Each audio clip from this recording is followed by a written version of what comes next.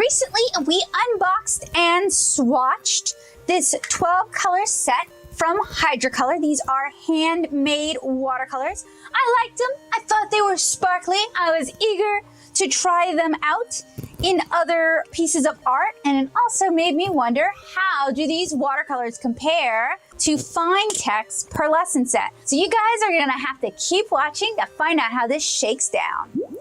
So I have here two 12 color sets of shimmery, sparkly, glimmery watercolors.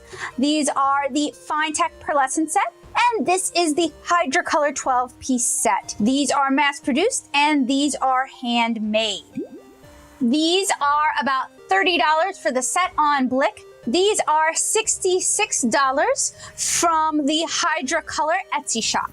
So let's go ahead and start swatching both sets of beautiful watercolors. Today I have two papers that we are going to swatch on. We are swatching on Blick Studio watercolor paper. This is a cellulose-based watercolor paper with a bit of a watercolor texture, and it is a very bright white. We also have Canson's black drawing paper. This is not a watercolor paper. It is not designed for watercolor, but it is designed to make colors pop. So I am eager to see how these swatch on both types of paper. So the first thing I'm gonna do is I'm gonna give both sets of watercolors a fighting chance. I've got here a dropper. I'm just dropping in some water. And I kind of want to do a 1-to-1 color comparison, at least as much as possible.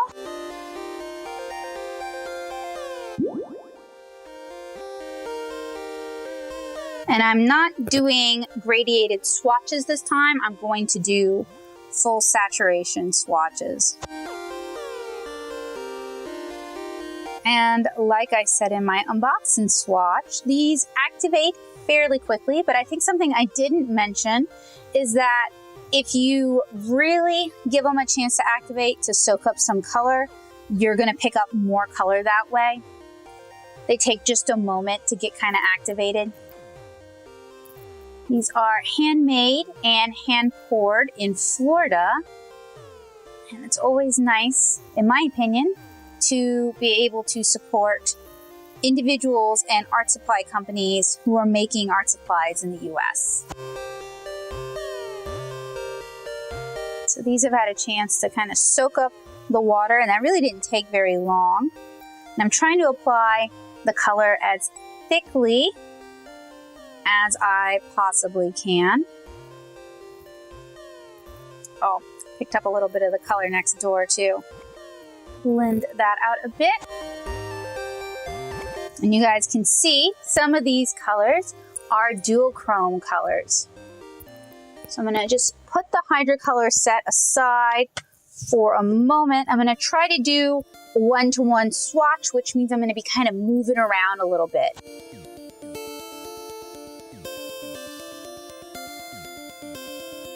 And there isn't going to be a perfect 1-to-1 for every color. So where that's the case, I'm just going to kind of put it beneath another color. Like this beautiful sort of chartreuse green.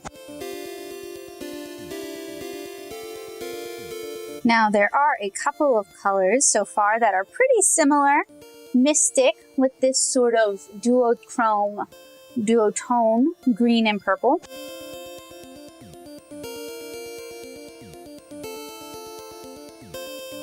So what seems to be nice is while we have similar colors, we don't necessarily have too many duplicate colors. In fact, I think that sort of mystic green is the only sort of duplicate color we have. So I'm gonna allow these to dry and mark which is which. All right, now we're gonna do the same thing on this Canson black paper. We're gonna, again, start with the Hydracolour.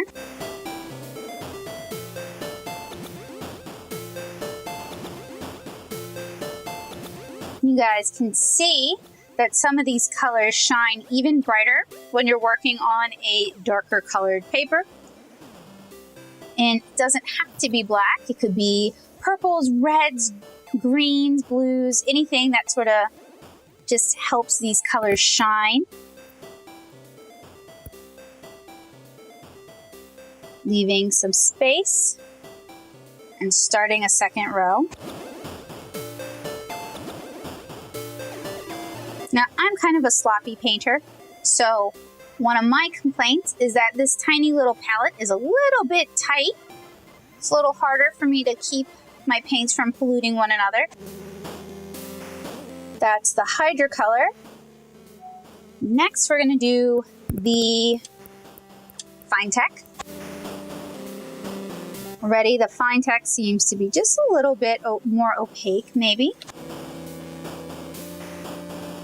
Switching things up just a little bit. I'm switching one gold for another just because on this darker paper, it looks a little bit more like a warm gold. And using a colored paper definitely changes how our eyes sort of perceive these colors.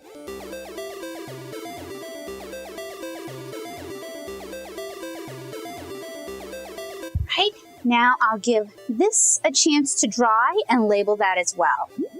So I've got everything swatched, everything has had a chance to dry. I'm gonna walk these colors or walk you guys through these colors. So we have alternating rows of Hydracolour and Finetec, and that's so we can do a sort of one-to-one color comparison. I'm just gonna go ahead and move these out the way. So we have Vixen, then purple. We've got Snapdragon and red. We've got Electra, and Finetec doesn't have anything comparable to Electra, so I swatched my pearl silver right there.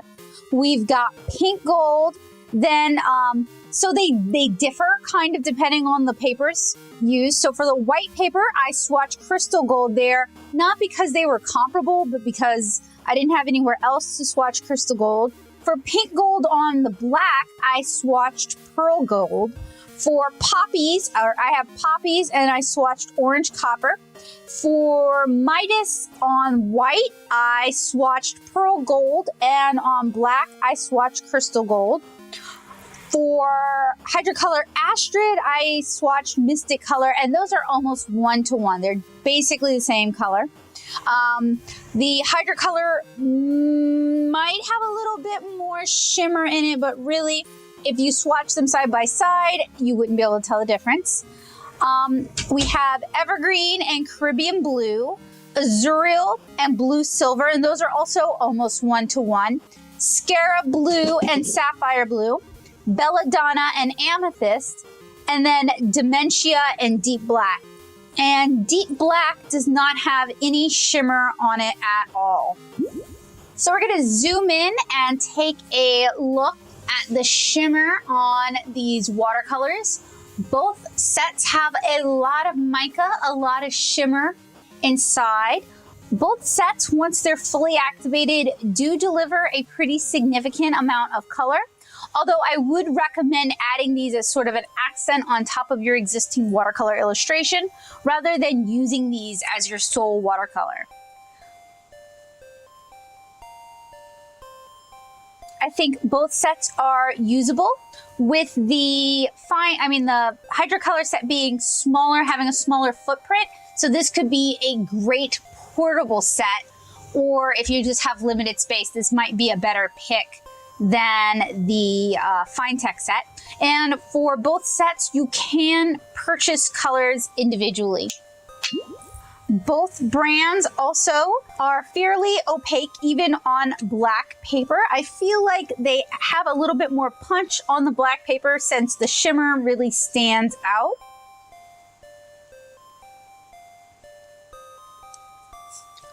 And on the black paper, that's when certain colors really start to shift, like pink gold looks more like just gold. And Belladonna and Dementia almost look like the same color, whereas on white paper, Dementia has a lot of green to it. And in the half pan, Belladonna looks like it would have some blue to it, but it doesn't. Scarab Blue also seems to pack a little bit more punch than Sapphire Blue. So in my opinion, if you love bright, shimmery colors, you don't need both sets. It really boils down to your preference. If you like supporting small, independently owned businesses, if you like supporting American made, Hydracolour is definitely the better pick for you. The only real problem is the price. It's about twice as much as a very similar Finetec set. And you also there's also a limit on supply. You really have to wait for the shop to restock so you can order them. She does take special orders though, so you may be able to place a special order. I feel like the Finetec pans probably contain as much paint as the very full Hydracolour half pans. And both you can purchase open stock, so you can refill your sets as you use them up, or you can expand your set if you so wish. So really, it really comes down to your preferences and what you as an artist, as an illustrator, as a brush letterer, as a card maker, what you like and what you want to support and what you need, because the sets are very similar. They both have some really beautiful colors. I find the black, the deep black, is not really a useful color for me, whereas I don't think there are any colors in the Hydracolour set that I would say are not useful for me. So it really kind of just boils down to price and preference. I want to thank you guys so much for watching. You can find links down in the description below. Please let me know in the comments if you found this video to be helpful, useful, or inspiring for you. If you would like to see me review more handmade watercolors, let me know which brands you're interested in seeing reviewed, and I'll take that into consideration.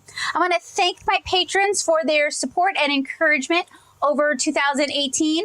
And I'd like to encourage you guys, if you have a little bit of extra money to spare, why don't you head on over to patreon.com/NadoSoup and join the art nerd community. Help me to continue doing what I do through 2019. So thank you guys so much for watching. Hopefully I'll see you again in the near future. Bye guys.